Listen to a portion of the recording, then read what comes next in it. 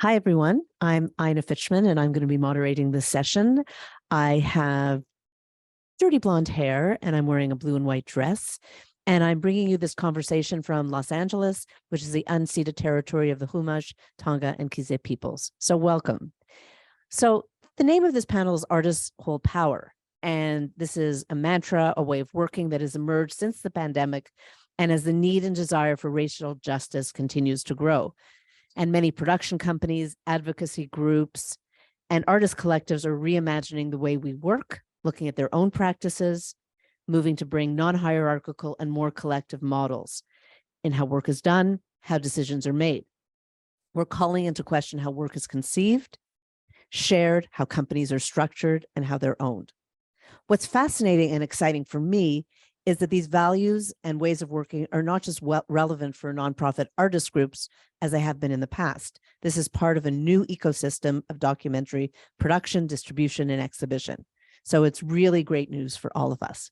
Today, you'll meet some groundbreaking leaders in this movement who have created and championed this truly alternative model and approach to what all we do as makers of documentary film. So welcome. I'm joined by Sam Curley. She's co-founder, head artist, and head of development at Level Ground Collective, a nonprofit arts collective, production incubator, and festival in Los Angeles. Sam is an independent producer and creative entrepreneur. She has over 10 years of business development experience in arts media and nonprofits. Her short film, Framing Agnes, premiered at the Tribeca Film Festival in 2019 and evolved into the extraordinary award-winning feature, which screened at Sundance 2022, where it won 2 prizes. It's a great film. Welcome, Sam. I'm also really thrilled to invite you to introduce you to the team from Meerkat Media Cooperative. Sana Malik is a UK-born Pakistani-Canadian director, like me. I'm not a director, though, and producer living in New York City. She won a BAFTA Student Award for her short documentary, Guanajuato Norte, and is currently co-directing the short doc Citizen Khan and developing her first feature documentary with Rise Films in the UK. Sana is co-owner of Meerkat Media Cooperative, where she has produced and directed commissioned work and original documentaries for clients such as Nike, Sesame Street, and PBS. She's also produced work for Frontline PBS, Axios on HBO, BBC, and MTV. And also from Meerkat, we have Zeshawn Ali. He's a filmmaker and director, currently based in Harlem, originally from Ohio. He made his way to the city to study filmmaking and at the Tisch School of Arts. Since graduating, he's directed a narrative short called Shallows and also directed the documentary series 30 Mosques in 30 Days. His first feature documentary, Two Gods, about a Muslim casket maker in Newark, is currently in post-production and recently received support from a number of funds like ITVS, Sundance, Tribeca, Points North Institute, and Hot Docs. So they're a fantastic team. And last but not least, of course, Means TV is the world's first worker-owned streaming service. Amazing. With a growing catalog of anti-capitalist documentaries, movies, and short films, Means TV seeks to elevate filmmakers and voices, often cast aside by larger networks and studios. Nick Hayes, who's here with us in Los Angeles, is head of content development at Means TV, and you're from Portland, right? Yeah, Portland, Maine. Portland, Maine. He formerly worked as a producer on commercials for many brands and then as a documentary filmmaker. Nick became a little jaded about the values and ethics associated with commercial production. And in 2019, he formed his own production company with partner Naomi, and together they directed the first AOC campaign videos, as well as many films and series on Means TV's, which you would find on Means TV currently. So we have a fantastic group of people here, and I know everyone loves a good origin story. So I'd like to start by asking you all to tell us a little bit about how your organization got started and why it got started. And I'll start with you, Sam. Sure, yeah. So Level Ground is started 10 years ago, and I'm one of the co-founders. And we started actually kind of inspired by film festival programming, but really wanting to create deeper conversation around film and art. And so we had a boutique festival in Los Angeles for a number of years that really got, like I said, started around conversational models as the way of engaging audience. after that experience, so many of the filmmakers that we were screening their work started coming to us saying, this is the reason why I made this film. I haven't been able to have this conversation anywhere else. And I'd really love to keep working with you. Can you help me make my next project? And so that was kind of the start for Level Ground of really listening to artists and putting artists at the center of what we were doing and what we were becoming. And we started experimenting with incubating ideas, producing gallery shows, producing films, and Framing Agnes, which, as Ina mentioned, just premiered at Sundance, was kind of the first film that we took on in this artist-centered collective incubator model, and have been kind of shifting to replicate that ever since. And before we move on to the others, what is an artist-centered incubator model? Like, how would you define that? Yeah, our motto is consider everything an experiment. And so we're constantly experimenting with what that means. There's definitely not one definition. But I think it in theory is really putting artists and in our case, putting Black, brown, and queer artists at the center of who holds power, who holds decision-making authority, who is directing where money is coming from, where it's going, and what we're working on. And so we've been building kind of different structures to live out that value. And just before we move on, how many members do you have currently? We have 40 artists in our collective, and there's 6 staff artists, and then we've got about 100 contributors. So those are the 3 community groups that make up the Level Ground community. It's about 150 people in total. Great. Well, what a story. So Sana and Zeshawn, Meerkat Cooperative is, for me, a fascinating company or organization, in the sense that it, really goes beyond what many of us expect from what used to be called a collective and is still called a collective. And I'd love to learn more about how you guys got together to create this and the impetus for this. So why don't we start with you, and then we'll go to Zeshawn afterwards. Can you hear me? Okay.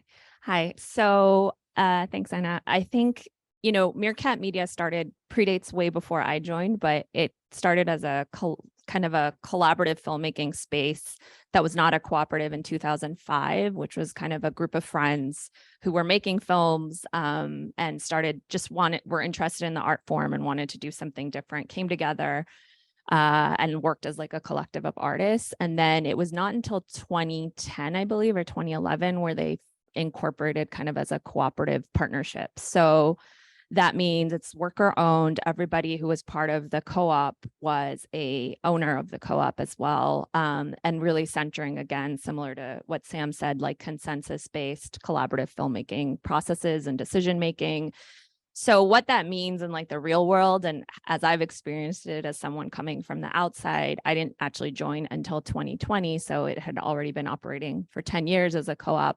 And I believe it's one of the only cooperatively owned production companies in the United States. I'd love to hear more if there are, but as far as we know, it's one of the only ones. And, that's a way to just kind of take back from an industry that doesn't always value the worker and crew and doesn't always take account of how practices can be exploitative or can be, doing unpaid labor, doing a lot of like heavy lifting, long hours. So our processes were always about not only changing how that's happening on set or, in the making of a film or smaller projects, but also the way we do work and like really, if we want to center policies or ways that support the needs of filmmakers or needs of people within the cooperative, we can do that. So everyone who's a member can be part of proposing new policies to be like, I really think we need to, change, we need to introduce a mental health stipend, for example, after the pandemic, or just in general to support the needs of our filmmakers. And there's examples like that we've kind of can push for, and it's a collaborative consensus-based process to make those decisions come to life.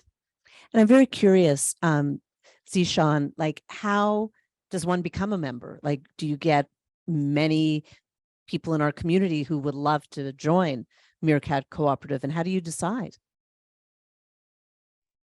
Yeah, I mean, I think it's there's no sort of linear path into like many sort of systems within the doc landscape. I think There's you're not a muted, sort of Zeshawn. oh, sorry. Can those in the audience not hear me? His audio is on. I think people on Zoom can hear me, but not people in the room.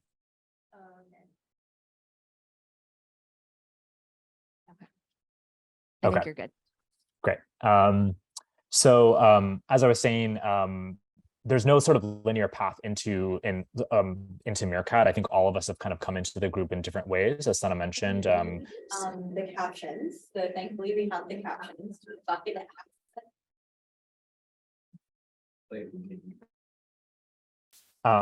And sorry about that. And yeah, I think we can hear him now. Can you go? yes, can you hear me now?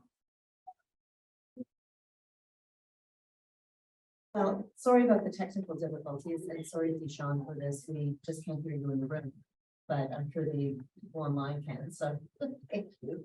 We'll try to sort that out before we get to the next part of our conversation. But in the meantime, Nick, for me, it seems that Means TV has two objectives. First of all, to only distribute a certain kind of content that shows the reality of working class life, and also to support a production model that's egalitarian and cooperative.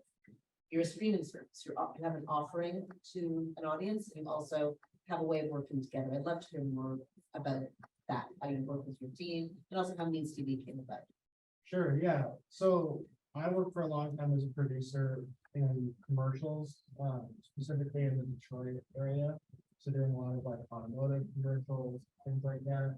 And after meeting my partner Naomi and kind of developing politically together after 2016, I think we came to the conclusion that commercials are inherently bad for people and human beings, and that we didn't want to participate in that anymore. That being said, we had to do the living, and so we're sort of easing out of that process. But reform needs to be with the idea of finding a profitable model for film distribution that would allow us to connect with an audience, build an audience, and also distribute films that we felt like you said, reflected working class life. It's fixed. Can you hear me? Okay. So yeah, with Means TV, we wanted to create a model that would provide revenue, provide profit for that cooperative of people. And can you tell me a little bit more about the size of the cooperative, your employee base? Because I noticed that, you obviously, are worker centered. I'm trying a different mic now, see if that works. Yeah, so the co-op is around 85 people currently. We have 3 tiers of membership. We have employee members. We have around 5 employees right now at the co-op. We have contractor members, which is a pool for people that are independent contractors, wish to maintain that status because they work with other vendors or other companies, but also want some sort of skin in the game in the co-op and the co-op's financial success. So after a certain amount of projects with the co-op, they can apply for contractor membership. And then we also have royalty members who are filmmakers that we've licensed content from. Sometimes it's smaller distributors, and they basically can elect a board, a representative to the board. They receive dividends at the end of the year like any other member, and they're allowed to participate in working groups, committees, things like that. So we have 3 membership tiers across all of those, around 85 people. Amazing. And how long have you been around for? We crowdfunded Means TV in 2019, I want to say, and that was around a year-long process to crowdfund. We raised around $200,000 through that process, and then we launched the streaming service about a year after that started. So we've been in business now as a streaming service for about 2 years. The concept's been around for about 3. Fantastic. You all talk about community ownership as being a core value of how you run your organizations. And I'd love it if you could speak a little bit to that and what that means, you know, for example, for. Yeah, I will. That's fine. Thanks. What this means for you, Sam, and your group. Yeah, so I think maybe one of the things I'll point out about Level Ground and just how workers or how artists, gain power in the organization is through our board structure. So I think probably for all of our organizations, there's different community groups or member groups or owner groups, like different groups of stakeholders. And at Level Ground, the board, typically in a 501c3 nonprofit, board members, come in, they donate a lot of money or they have access to a lot of money and are kind of separate from the work of the organization. And at Level Ground, the board is made up of our community members. So there's staff artists on the board, collective artists, and contributors. And so it creates so many more channels for communication, decision-making, authority, all of those things. So that I think that's one way that we really reflect that value. And Zeshawn, what about for Meerkat? Yeah, I mean, I think it's kind of, as Sana mentioned, it's central to the sort of core mission of the organization.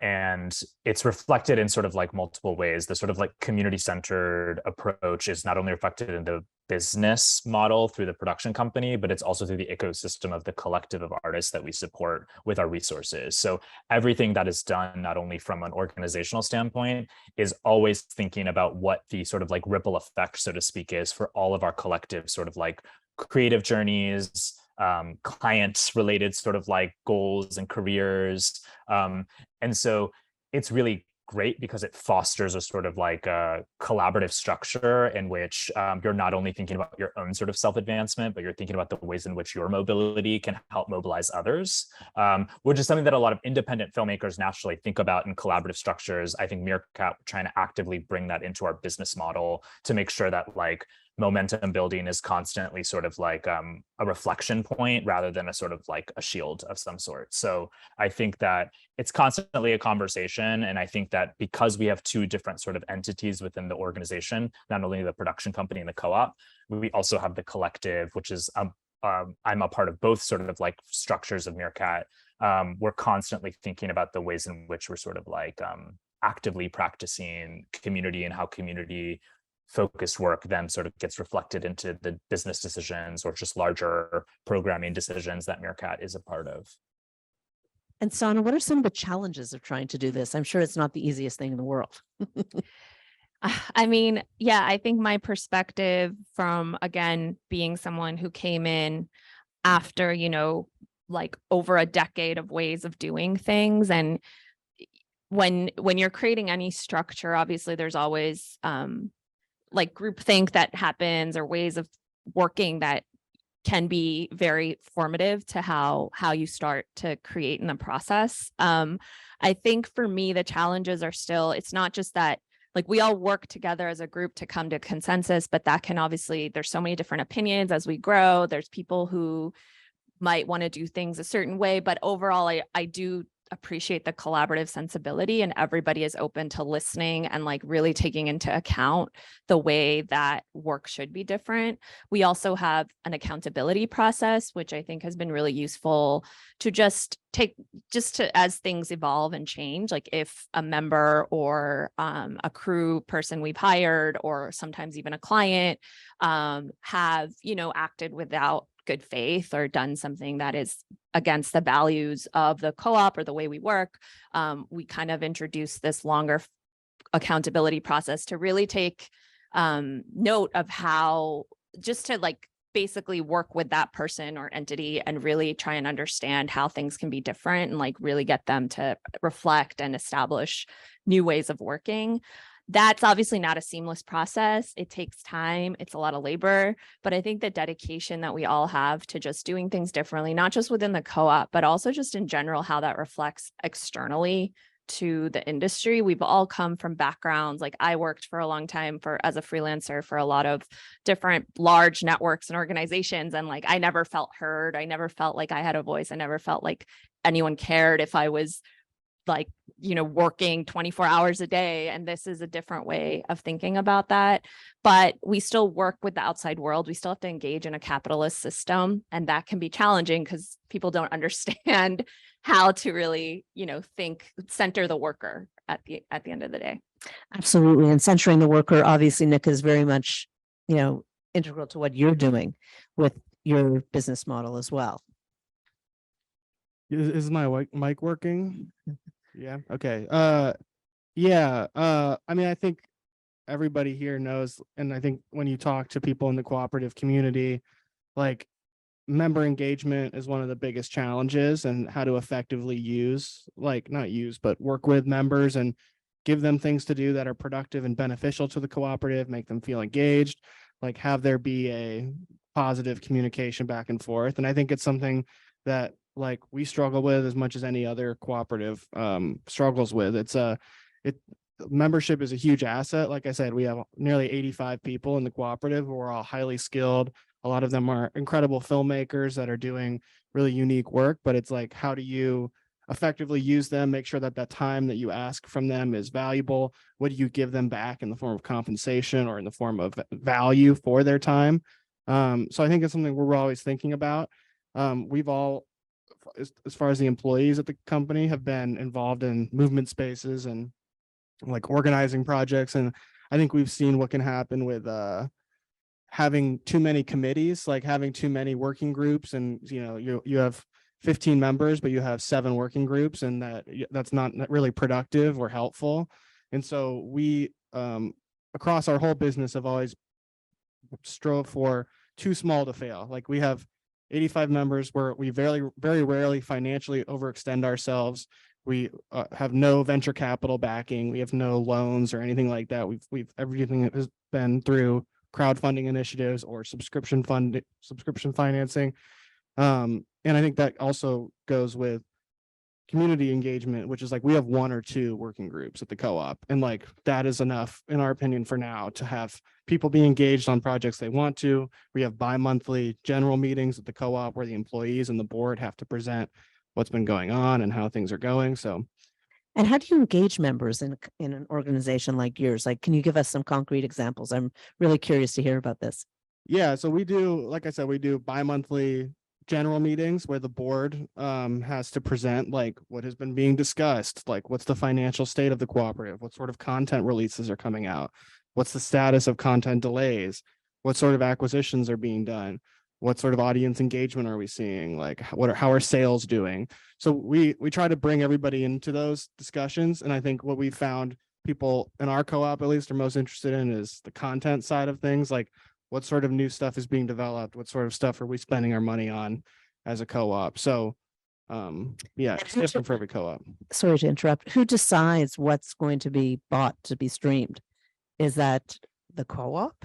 What's the process, in other words? Yeah, so I would say it's the co-op, but we also have full-time employees who are fielding a lot of emails, fielding a lot of relationships with people. Like I'm our head of development, so I end up taking on a lot of those discussions. And I mean, being a small co-op, a lot of times we're looking for not like the perfect project, but the perfect project for us, like something that we can do with a lower budget, that we feel like the creatives involved would mesh well with our team. And so a lot of times those things end up, it ends up being easy to sell to co-op members. But I'm accountable to our co-op members. Do they vote? Like, let's say no. No. But I mean, I'm on the board, and so if people feel like I'm messing up, they could kick me off the board. Sure.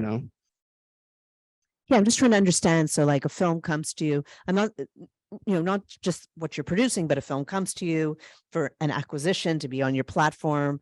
Who decides? Because I it seems like your decision-making process is different than, a Netflix or another streamer. I mean, we have 5 employees, so it's definitely going to be different. But yeah, I mean, typically if we have the money to do acquisitions, the employees will review those things. Sometimes we'll also consult other board members to get their thoughts on things. And then, yeah, if we have the money, it seems like a good acquisition, it seems on brand, then we'll move forward with that. We've made acquisitions in the past where Like, there's maybe been a couple of things where we've been like, oh, maybe we shouldn't have gotten that one, or the filmmaker goes off and does something that we strongly disagree with the Right. values of. And those are situations where we've had to develop some protocol for like how we respond or whatever. Absolutely. So it's a very thoughtful process, in other words. Yeah, sure. So, one thing that all of you have talked about, and sometimes, Zeshawn as well, the word business, which, as I said earlier, sometimes we don't make the connection between cooperatives and business, but I think you are all managing to build and create sustainable organizations, which I think, with a respect for workers, with a respect for process. And I love it if we talked a little bit about your entrepreneurial spirit, and then later we can talk a little bit about how you choose content. And, how are your business models sustainable? What makes them unique? And how do you sustain your members and your employees? And I'd love to start with you, Sam. Yeah, of course. So Level Ground, started in 2013 as a 501c3 nonprofit, and starting in 2019, and then certainly empowered by the pandemic and the uprisings for racial justice in 2020, took on a new level of urgency of needing to shift how the organization was structured, how we were financially sustainable, and all of those things, and explored all of these different models, from worker-owned cooperative to staying in the nonprofit space, all of these different ways of trying to hold your values in a capitalist system, which is something that we're all trying to do in various ways. And so the nonprofit side of Level Ground has shifted to be a cooperative 501c3 nonprofit.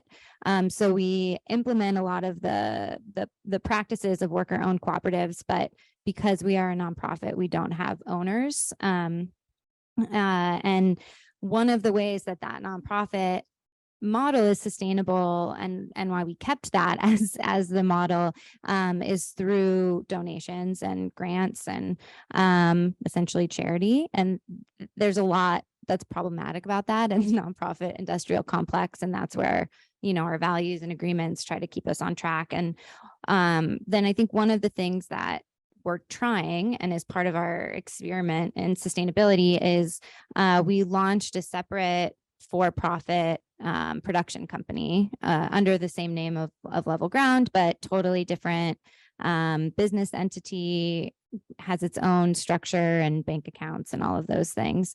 And so both of these entities exist with like the same values and mission and ethos, but they have different ways that they can make money and leverage different kinds of statuses in and around the industry. And so the production company, the for-profit company, exists in part to support the nonprofit as kind of a revenue model, so that we're continually trying to create these sustainable ecosystems that can support. But I imagine your for-profit company also has business practices that are different, or do they? I would say the practice, it's a for-profit company. The interesting thing, and I think a misnomer about nonprofits, is a nonprofit can make a profit. It just is how you spend that money. And so it's the same values. It's all dealing with money in a capitalist system. And it's taking some of the risks and really trying to think outside of the standards and policies that we're used to think about how can we move money in ways that are not creating profit for shareholders that are far away from the work, but are creating sustainable, holistic lives for the artists at the very center of what we're doing. So the business model is a little bit different in terms of, especially in the film industry, like being able to sell rights and lots of things that is a lot harder for a nonprofit to do, but it's all part of the same ecosystem that's kind of governed by the same set of standards and ideals. And Zeshawn and Sana, I'd love to hear about how it works for you. I think I was reading it wasn't your strat plan, but I think you have a whole document about how things work at Meerkat.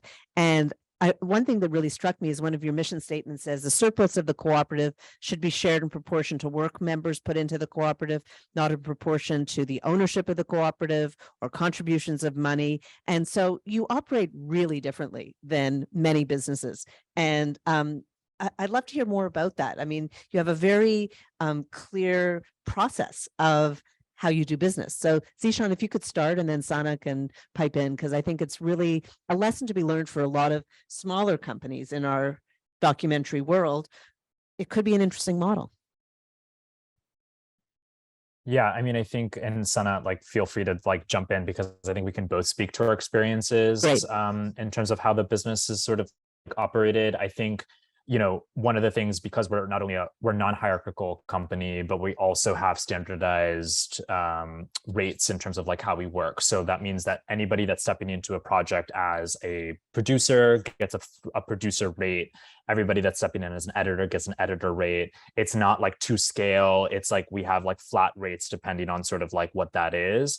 And we also, for each project, we'll have a percentage that goes back into the co-op, which is more of the sort of like helps with our operational costs.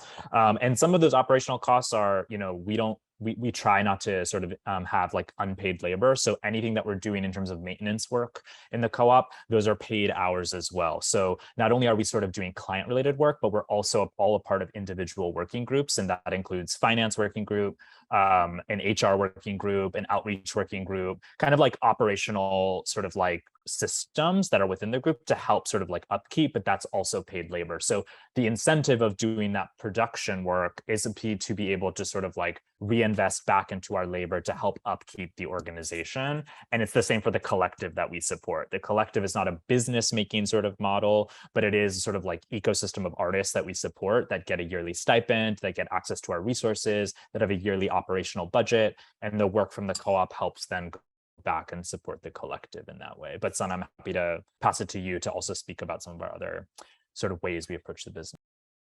Yeah, I think Zeshawn summarized really well the main kind of points of operation. But I think one of the main things to remember is that we are not a nonprofit. So we do aim to make a profit. However, that profit is spent down on operations or on the folks that work for the co-op or the members and our collective. So one of the things, you know, we build in kind of billable hours, and we all essentially, none of us are full-time employees of the co-op. Obviously, as a member, you have certain obligations to, you know, work on a working group, have a certain number of projects you produce per year. If you are going on leave, you have to kind of make a request of, you know, how long you're going to be doing that. So there are certain obligations, but at the end of the day, we're all independent artists that are working through the co-op structure and getting different working projects or, you know, clients that we work for.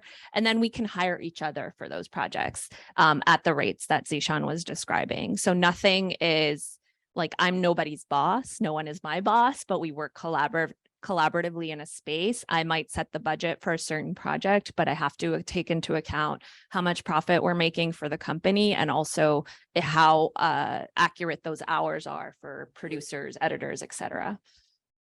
And for Means TV, as you mentioned before, you have 3 membership tiers. And I guess that's how you sustain your business as well, are able to, you know, pay your employees, and, you know, you get revenue from streaming, I imagine, as well.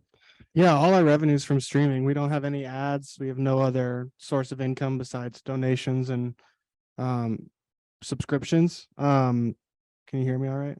Okay. So yeah, that's the way we make our money. What's up? Yeah, sorry, what was the question? No, I mean, I was just talking about sustainability, like how you sustain your business. Yeah, I mean, and what you say is mostly revenue from the streaming. Yeah, yep, it is. Yep. And yeah, we're a for-profit company. Like, I really don't know how to navigate being a nonprofit. Like, I'm no big city lawyer, not to say anybody here is, but there's a lot of red tape, I think, that comes with being a nonprofit that I would be worried about, like, stepping in it, you know, or doing something wrong or misreporting something. So we're a for-profit company, because I mean, under capitalism, that's like the easiest thing to be, is a for-profit company. So I have many more questions, and I actually, you know, after we get to some of these questions from people online, I'd love to talk about, you know, some of the projects you've been involved with, and also about your process of choosing projects or getting involved with things. So Emerson has this question, and how do you avoid getting bogged down in the nonprofit industrial complex? I feel like navigating that bureaucracy, which you just referred to, Nick, has taken a lot of filmmakers away from focusing on their films and their actual work as filmmakers. Sam, do you want to answer that? Yeah. I mean, I think that in any space and any structure, there is the thread of bureaucracy sort of bogging down the work. So I think it's just being familiar and being a good study in whatever structure you're in, whether that's a worker-owned cooperative or a for-profit company or a nonprofit. Once you learn the rules, it's a lot easier to figure out how to innovate them and work within them. I think when I think about the nonprofit industrial complex, I think a lot about like where money comes from and how money buys power within a nonprofit. And so it's, to me, less about the bureaucracy and much more about the relationship between money and power, which I think under capitalism, we're all at threat of being victim to. So I think it's really slowing down, taking your time to get community buy-in. I think in all of our cases, get like artist and filmmaker buy-in, have the conversations that need to be had, have accountability and conflict resolution processes in place, and make sure that whatever, as a nonprofit, whatever you exist to do, whatever your mission is, and again, that's not unique to a nonprofit. Many businesses can have missions. So whatever it is that you're trying to do, make sure that the people most impacted by that, the people most incentivized to be working around that issue are actually at the center of making decisions about what happens. Sana or Zeshawn, do you have anything to add to this? I don't think this is really your model. I mean, we don't really work as a Exactly. nonprofit. We do work with many nonprofits. So like any client, we'd be vetting, you know, as much as we can, how that money is coming to the company and how also their working model might be. This isn't perfect, obviously. And I think all of us have different gauges for the type of clients we may feel okay working with. We obviously have hard lines about, you know, we won't work for like oil companies and mining companies, et cetera. But we also definitely, it's a conversation every time we have a client of like, is this someone we feel ethically okay with? Is this someone we would feel, at the end of the day, is this someone that will value the work that we're doing and value kind of the values we have? So, Zeshawn, if you have anything to add. Do you have anything to add, Zeshawn? And Daniel had a question, which I think you guys could probably speak to, which is, you know, getting back to how we work in these contexts. Say you're doing a shoot, how are people paid? Is everyone from director to PA paid as collective workers? Is there a cutoff for below the line workers, et cetera? And how do you define collective workers when you're in a situation where you need other people who are not part of the collective to do this work? And, you know, how do you contract them, for example? Zeshawn, do you want to speak to that? And then Sana. Yeah, I mean, I think the way that Meerkat approaches it is we have set rates for positions. So, you know, there's an editorial rate that an editor would make. There's a, you know, and not every position is making the same exact rate, with the understanding that certain positions have a greater amount of labor or a greater amount of sort of like, you know, like scope of work in terms of what those responsibilities are. I think where the sort of uniformness becomes is that every project that you're working on, given a sort of year, I mean, we're always sort of revisiting what our rates are, and we're trying to reassess what they are to make sure that they're sort of like fair compensations. But, you know, an edit that you do on one project is going to be the same as you do on another project, regardless of what the budget is, right? It's sort of like making sure that there's like a through line of how we're sort of structuring the payment and compensations. How we work with people outside of the group, I think it really just depends on that you know, we obviously can't force somebody who is not within Meerkat to adapt to our rates if they are having a higher rates. It's always sort of going to be a negotiation. It's going to be a conversation, and it's going to be sort of like a what the budget can allow.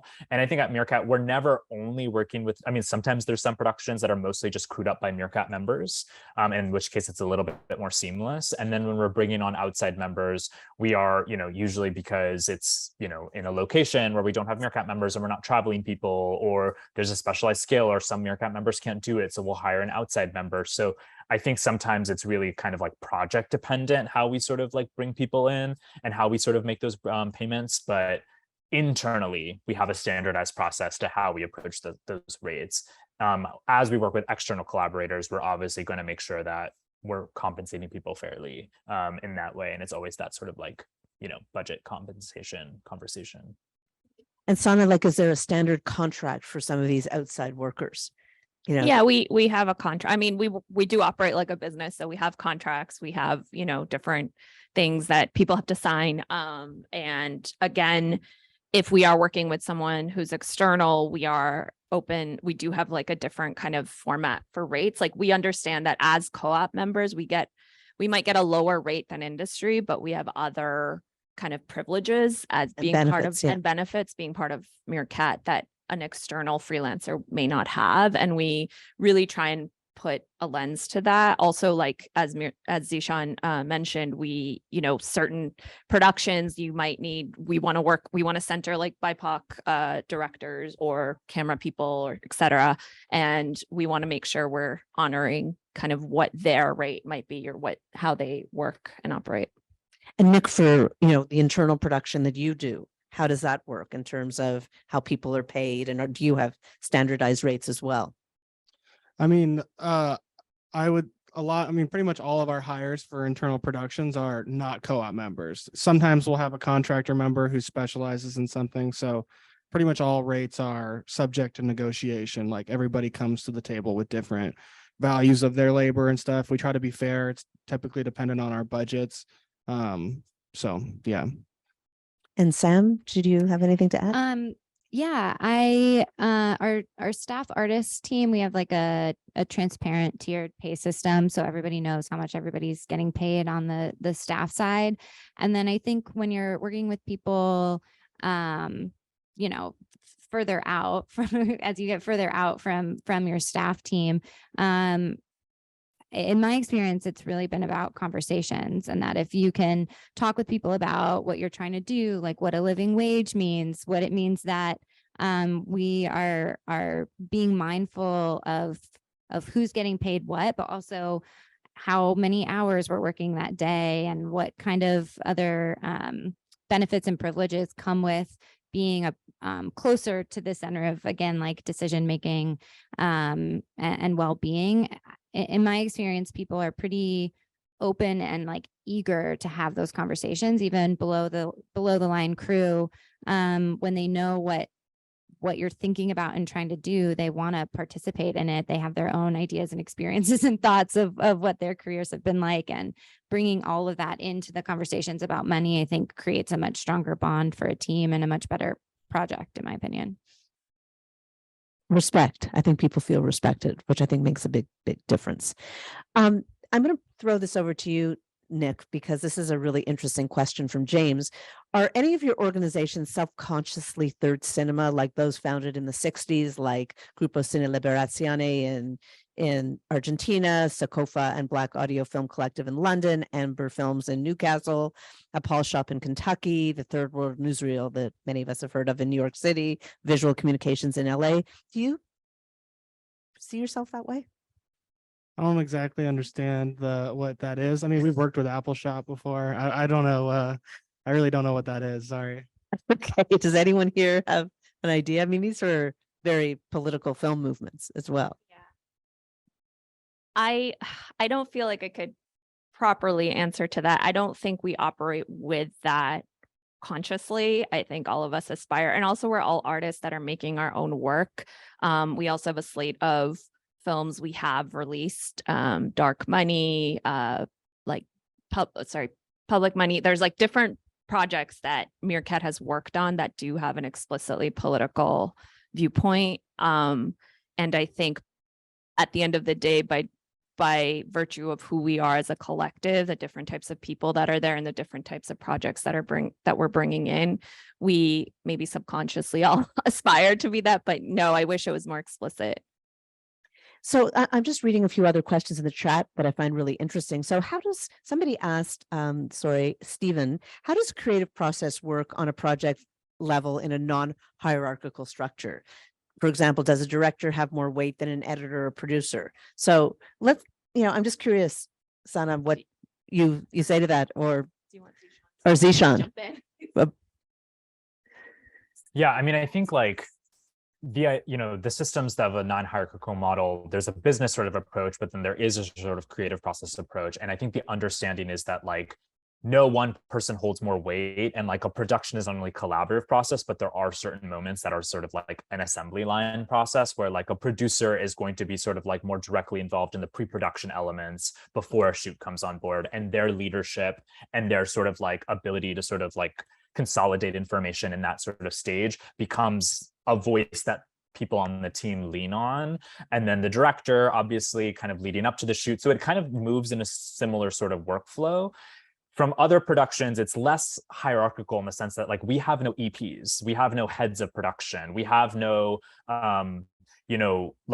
we have no like heads of departments that are instructing people. Obviously, there's logistical heads of the department. So if there's a DP and an AC, those two members are going to be working together to approach the camera work on a respective production. But we sort of are non-hierarchical in our creative approach in that like there is no sort of like senior quote unquote position that is overseeing a sort of like team of people below them, which a lot of traditional production companies, as they approach especially client productions, will often have. There will be a sort of like a head of production that's overseeing a team of producers, that's overseeing a team of associate producers. There's sort of like that traditional hierarchical model. We've sort of has flattened that a little bit more to be a little bit more about like what the key positions are and how they kind of work in tandem with each other to create momentum collectively, rather than, one person giving a sort of a to-do list for other people to execute.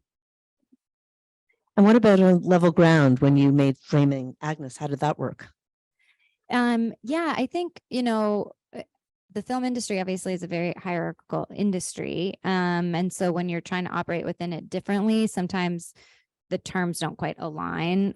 But when I think about like a non-hierarchical set, for example, I think it means everybody feeling empowered to have a voice. And if something's not working, or a shot doesn't look right, or someone's needs aren't being met, that people feel empowered to advocate for themselves and like what they're seeing. So I think it's a lot more about like channels of communication than necessarily like structure, because a set is such a structured place. So yeah, it's a little tricky, but I think it's taking kind of the ideology and the values, and again, bringing people into those conversations. Like you could ask the whole team, like, what would it look like for us to try to be more non-hierarchical, or how do we want to operate differently if or if an AC feels like the shot is off, like how can they move through that sense? Who can they talk to, and just start kind of like crowdsourcing people's experiences and ideas for how to work together more collaboratively. Does anyone in this room who's here with us today have any questions? Can you speak into this? Well, thank you very much. It's very interesting, and thank you for the moderation. You've asked half the questions I want to ask, but there's another thing, because you spoke a lot about this idea of rates and payment tiers, but also another form of inequality is not just that there is a set rate for a specific job, but also the multiplicities. So within a certain structure, who makes the least money and how much is that, and who makes the most money and how much of that, and how many multiples of the least payment is the most payment, right? So if you want to create an equitable structure, you would make it that it doesn't exceed 3 multiples, 4 multiples, right? So do you think about this when you design kind of your payment structures? Do you think who's making the least money? Is the head of the organization or the head of the company making 20 times more than the cleaning person in the organization? and this is because this is a huge gap. And so, yeah.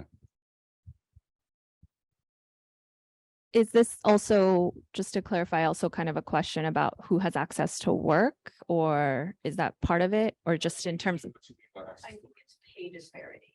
Okay. It's Between like different the people who yeah, work like on a in film. a you might think about it, and there's lots of data about trends and how much a CEO is making at a company compared to like a low wage worker kind of thing. Yeah. So I mean, when I look at a budget, and I definitely identify as a producer, when I look at a budget, I'm thinking about all of those things. We've started taking like living wage rates into account when, starting with like a PA, for example. But it is, in the work that we do with Level Ground, it is a lot of like trying to understand the big picture. And one thing I think is a part of this conversation that hasn't come up yet, and just thinking about the nonprofit industrial complex and how all of these things are getting determined, is just around white supremacy. And I think a lot of our work to give artists power and to try to restructure and reimagine, how anything from a film set to a production company can look, is really understanding what are the elements and characteristics of white supremacy that are going into thinking that this kind of person can get this paid this much, and this person can get paid that much. And that's just, we don't think about it. And so as someone who controls a budget, or as a producer, you have a lot of power. And so who else is looking at those numbers and thinking about the scope of, the director is making 8 times the production assistant. Is that right? How do we decide that's right? Why is that? They're really complicated questions. And I think to be having those conversations with people who come from different backgrounds, as you look different from you, like, we've got to bring more people to the table to talk about that stuff. Did anyone else want to answer this question? I think you answered it really well, Sam. I think it's something that we all think about and want to evolve into. It's not seamless. It definitely comes with a lot of complications as well. I think I've been recently exploring kind of something that's more pervasive in the solidarity economy space in general, is kind of needs-based wages, which is complicated and obviously comes with a lot of different thorns. But I think just thinking more in terms of like, not, also, again, some people might be working more frequently on set and have accumulated multiples or whatever, but some are working less frequently. So there's different ways of thinking of it, but I think what you said about like the producer has a lot of power. And I think within our projects, we do try and give that agency to a producer, that if you think this person that you're hiring that is a PA deserves a little bit more, then you do have that agency to make that decision. Nobody is going to veto that, as long as it's kind of done appropriately and with consensus, et cetera. Great. And I think too, one. sure. Yeah, the quick follow-up is also the mobility between the positions. How much do you allow your community, your group, to move up? Usually. Yeah, I think we can answer Nick. I mean, the first part of your question, I think it's, I think we're all trying to be very cognizant of disparity in wages on productions. I think, the reality too is that the solidarity economy represents a very small overall budget of the film and television industry. And so, like, a lot of times we're working with rates that are established by other parts of the industry, like colorists, for example, are very expensive, to hire. And that's because they're very in demand with commercial work and all these things. So there's a lot of things that sort of affect rates. I would say, as far as moving up or trying different things, I think I'm sure all of us here are very open to like an AC wanting to DP a project, or somebody wanting to do something different. I think if a person has been delivering and has been reliable in whatever role they've had, then I'm certainly willing to give them opportunities to try other things, or so. I think one project that did something really cool on set is a film called Disclosure that came out a few years ago. And it's a film about trans people and how trans people have been portrayed in film and media. And Sam Fader, the director, was committed to hiring trans crew all the way down the line. And if there was someone that wasn't as experienced or fully trained, he worked to have the budget to pay someone who had the experience and a trans person. And there was like mentorship built into that model. So you're creating, it's more expensive, but you're creating these mentorship opportunities and chances for people to get experience and move up in their careers.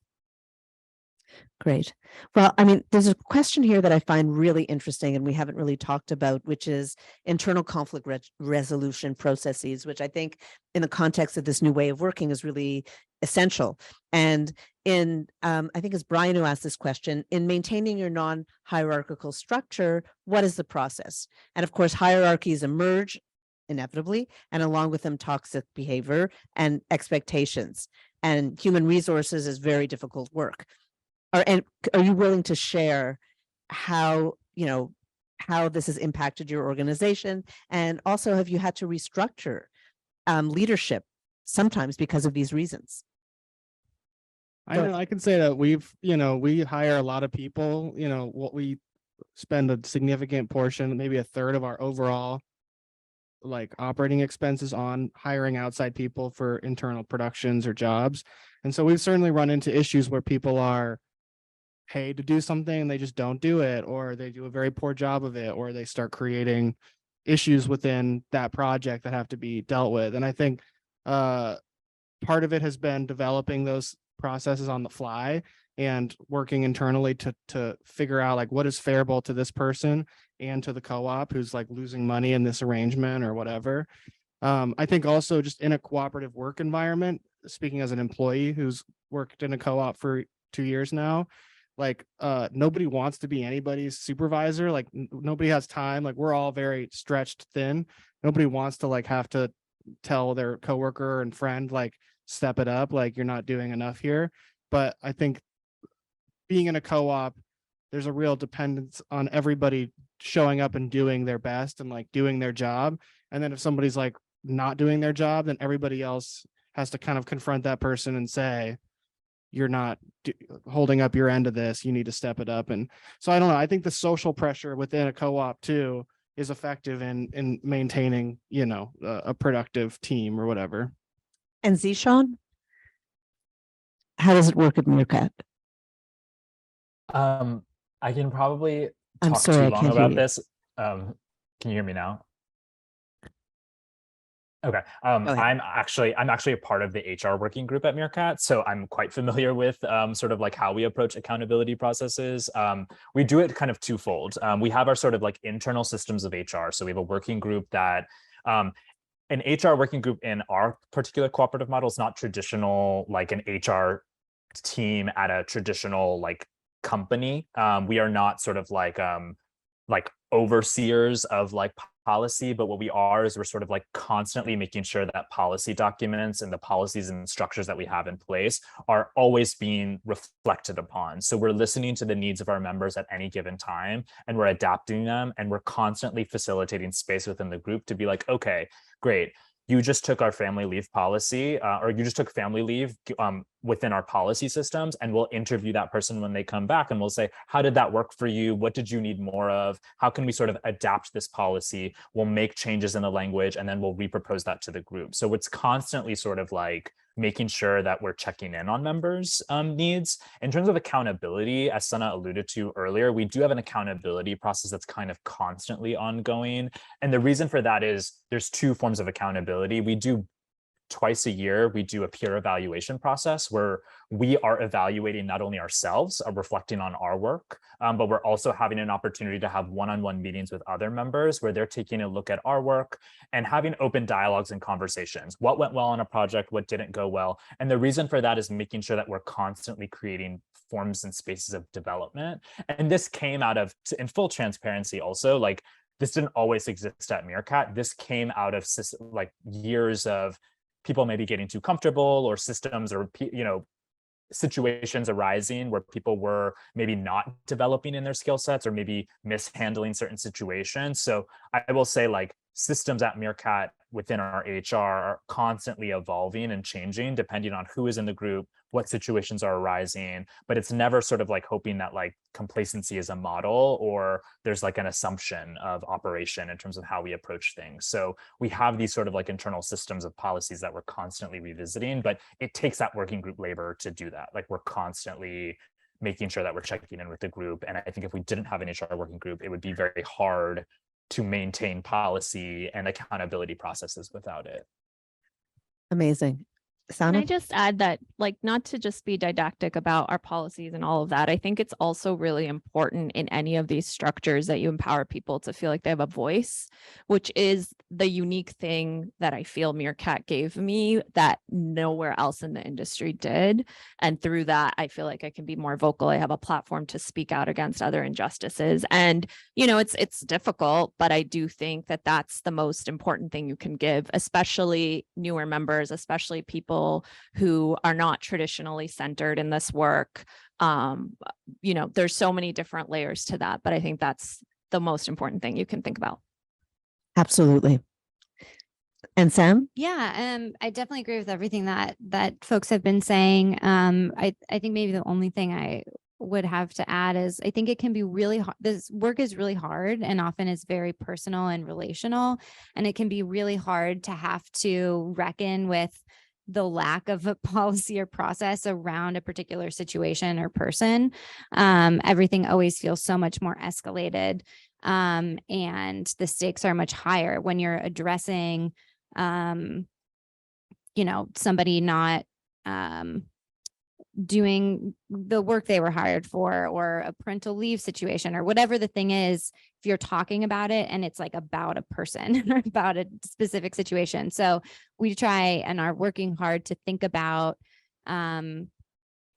thinking through all of the things that could arise and having something in place so that it doesn't ever get like targeted around a particular person. Because, you know, I think we all get into this work because of the relationships and the people, and so many people in collective organizing and artist spaces end up, you know, it really breaks friendships, and to really hold that closely as you're moving through it, I think is really important and requires slowing down to make sure that you're building a good foundation.